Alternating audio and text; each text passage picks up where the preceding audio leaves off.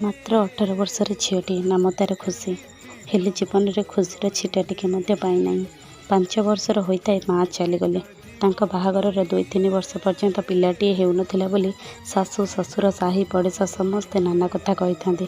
ବହୁ ଦୁଃଖ, କଷ୍ଟ, ଯନ୍ତ୍ରଣା ପାଇଲେ ମଧ୍ୟ ଠାକୁରଙ୍କ ଉପରେ ତାଙ୍କର ଅନେକ ଭରସା ଓ ବିଶ୍ୱାସ ଥିଲା।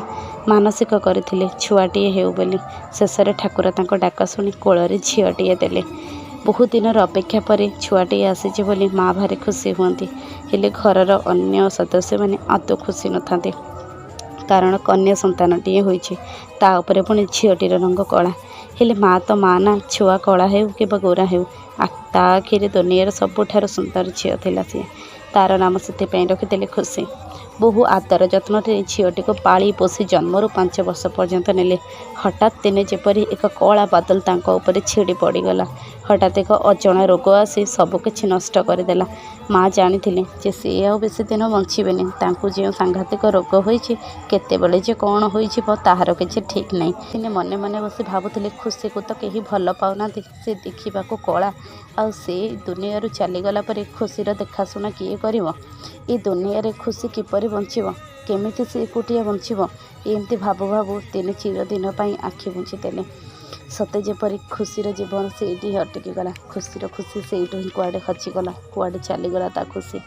କିଛି ଦିନ ପର୍ଯ୍ୟନ୍ତ ପଡ଼ିଶା ଘରର ମାଉସୀ ଆସି ଖୁସିର ଦେଖାଶୁଣା କଲେ। ଆସ୍ତେ ଆସ୍ତେ ସିଏ ବି ମୁହଁ ଫେରାଇ ଦେଲେ।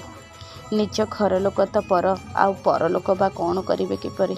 ଖୁସିର ମା ସିନା ନାହାନ୍ତି, ହେଲେ ତାର ବାପା, ଜେଜେବାପା, ଜେଜେମା, ବଡ଼ ବାପା, ବଡ଼ ମା ସମସ୍ତେ ଅଛନ୍ତି। ହେଲେ ସମସ୍ତେ ଥାଇ ମଧ୍ୟ ନଥିଲା ପରି। ସତେ ଯେପରି ମାନବିକତା କୁଆଡ଼େ ହଜିଯାଇଛି। ପଥର ହୃଦୟ ସମସ୍ତଙ୍କର। କେହି ମଧ୍ୟ ଛୁଆଟିକୁ ଆଡ଼ ଆଖିରେ ଚାହାନ୍ତି ନାହିଁ।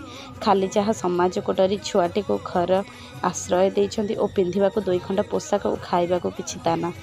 ଖୁସିକୁ ତ ମାତ୍ର 5 ବର୍ଷ। ସେ ବା କ'ଣ ଶିଖିଛି? ନିଜ ହାତରେ ଖାଇ ମଧ୍ୟ ଶିଖିନାହିଁ। ହେଲେ ଅରକ୍ଷିତକୁ ଦଇବ ସାହା ହେଲା ପରି ଘରର ଚାକରାଣୀଟି ତାକୁ ସାହା।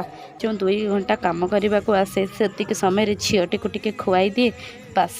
ଏମିତି କିଛି ଦିନ ବିତିଗଲା। ତା ଭିତରେ ଖୁସି ନିଜେ ନିଜେ କିଛି ନିଜ କାମ କରିବାକୁ ଲାଗିଲା।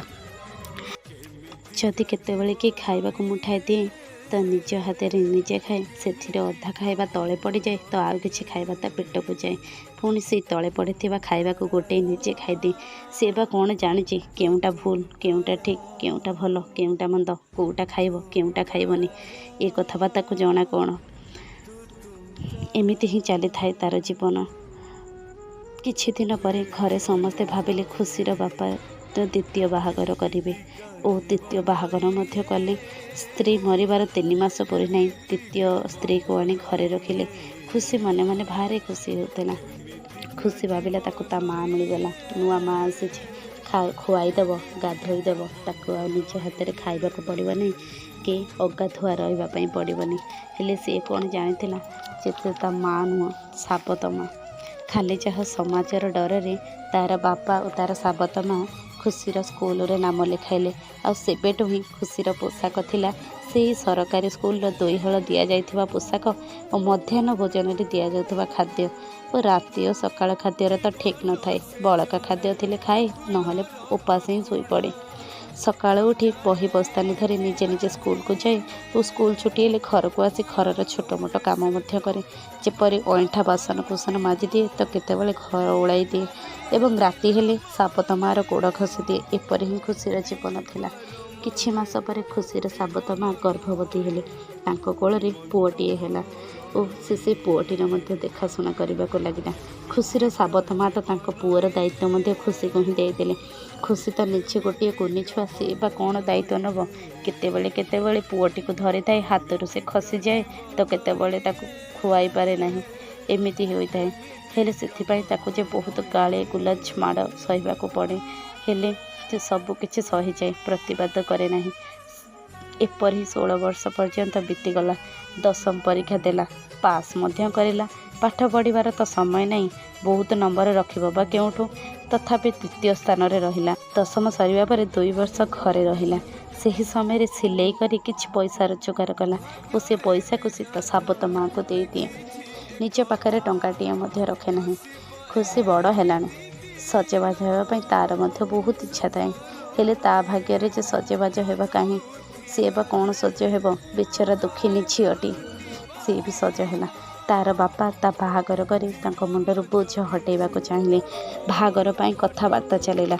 खुशी मने मने भारी खुशी हुए। मुँह खोली हसी सीना पारेनि, हेले भितर भितर बाहागर कथा शुणी लाजई जाए।